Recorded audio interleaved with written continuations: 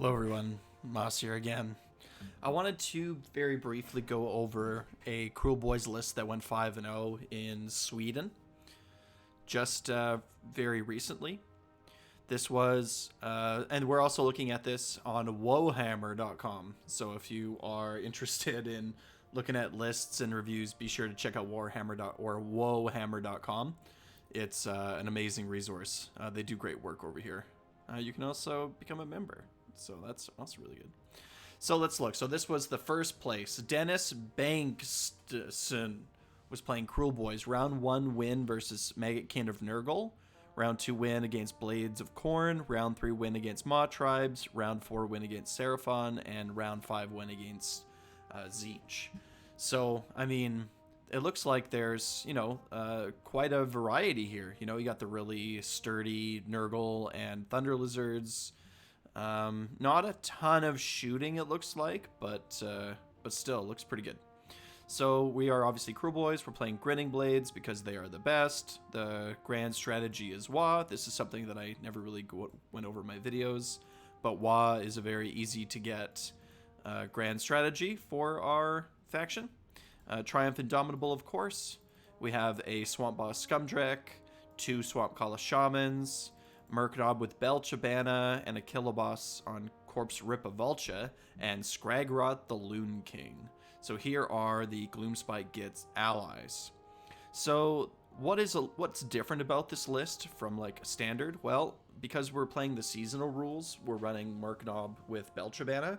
He is the cheapest Galician champion that we have at 80 points, and giving him Tunnel Master. So the purpose of this unit here is to teleport him around, I guess once, to snag objectives to get battle tactics. So that's fundamentally why he's here. He could be a Kiloboss on foot, but that's 20 extra points, and the Kiloboss on foot isn't super impactful. So the Murknob also, from what I remember, has a 12-inch spell denial aura on a 5-up. So, I mean, he's providing his value just by being there. He doesn't have to, get into combat or be anywhere. He can just sort of sit in the back line beside the casters and Bolt Boys and be totally fine. What I usually run in lists that I don't see in the leaders is a Break-a-Boss, and I don't see a Gnashtooth. So the trade, a Break-a-Boss and a Gnashtooth together, I believe, are 310 points.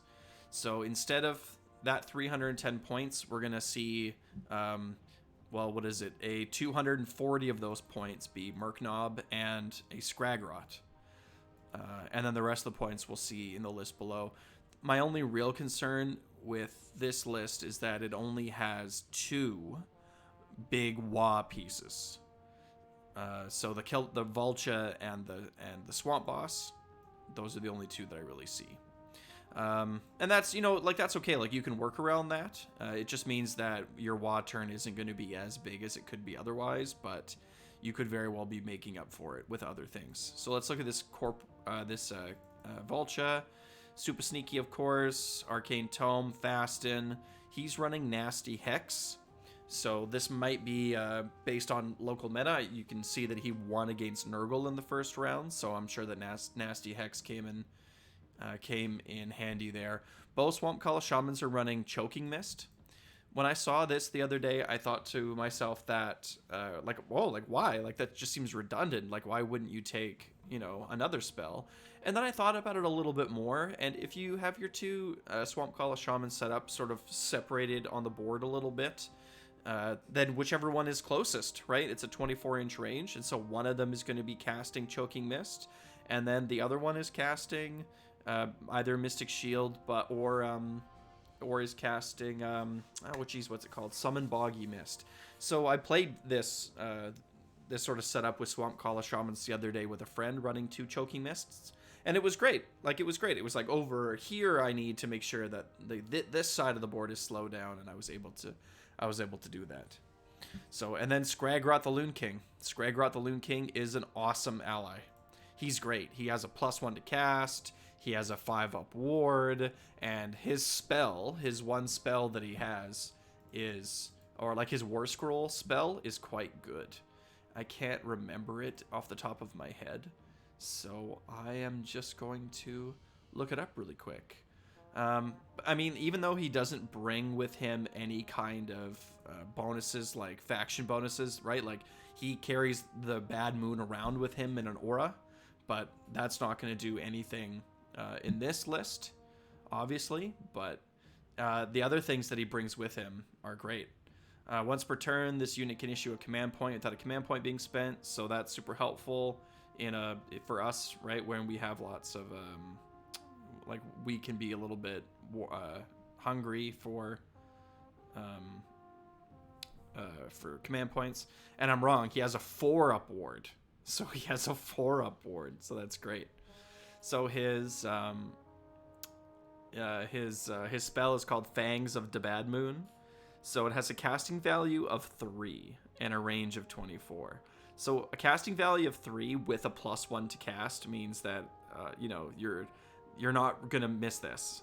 You're just not gonna miss this unless you roll Snake Eyes, right? I'm pretty sure that double ones is always a miscast. So you pick one enemy unit within the 24-inch range and visible, and you roll a number of dice equal to the casting roll. And for each 3-up, it's 1 mortal wound. So if we, on average, roll 7, we're getting +1 for 8, and then every 3-up. So we're looking at 2/3 of the dice. So, like, that's a lot. Like, that's a lot of mortals. So let's say, just for math, math simplicity, your casting roll is a 9. Well, then, you know, you're going to be dealing 6 mortals. Like, you're going to, like, 6 mortals if you roll 9 on average. Like, or if you roll an 8. So, like, that's pretty good. And this thing can spike. So, Skragrot's like he's like a cannon in the back, right? That's sort of how I see him in this army. He's providing some utility with some command points and what have you. He is difficult to kill. He's a Galatian champion, and he shoots, you know. He does more damage per points than Bolt Boys, I would think. So that's awesome, and it's all mortals, right? So that's really cool. Battle line, we have our mandatory 2 units of Gut Rippers because we're playing Grin and Blades, and then it looks like we're including 2 units of Hobgrots. I mean, this is pretty standard. We are also running 2 6-man Bolt Boy squads, so that's pretty standard and good. I don't think that running less or running fewer Bolt Boys is good. Running more can be good, but 2 times 6 I feel is pretty good. Endless Spell and Invocations. So we're actually running 100 points worth of Endless Spells. We've got Gnashing Jaws and Burning Head. I mean, awesome, right? This is another reason that running 2 Choking Mists is okay, right? It's like we're gonna be casting Choking Mist, and then we have Summon Boggy Mist, Mystic Shield, or some of these Endless Spells. Endless Spells in Kruleboyz are good. Like, they're good in lots of different armies. But this one seems great, right? Like, you're able to cast these very aggressive, damage-oriented Endless Spells and send them off to your opponent. And Skragrot can definitely do some of the casting here with his +1 to cast. But, like, these Endless Spells aren't tough to cast, right? So let's see. Gnashing Jaws goes off on a 6. So that's not the worst, and the Burning Head also goes off on a 6. So that's something that Swamp Kala Shamans can definitely do. So core battalions looks like 2 battle regiments, good, 10 points shy. We're probably not getting the Triumph here. If you really wanted to make sure that you could go or that you were getting the Triumph, you could drop Burning Head. Right, and then you'd be 40 points under, and that's fine. But yeah, it's all good. So yeah, I mean, 2 drop list. So we're gonna probably be deciding who gets to go first, and that's great. I love this list. I think it's awesome. I don't, to be honest, like, seeing what they're going for, I don't think that there's anything that I would really change. There's 110 points of flex here if we remove the Endless Spells. There's 110 points. So, I mean, you could... The question is, what would you do with those points?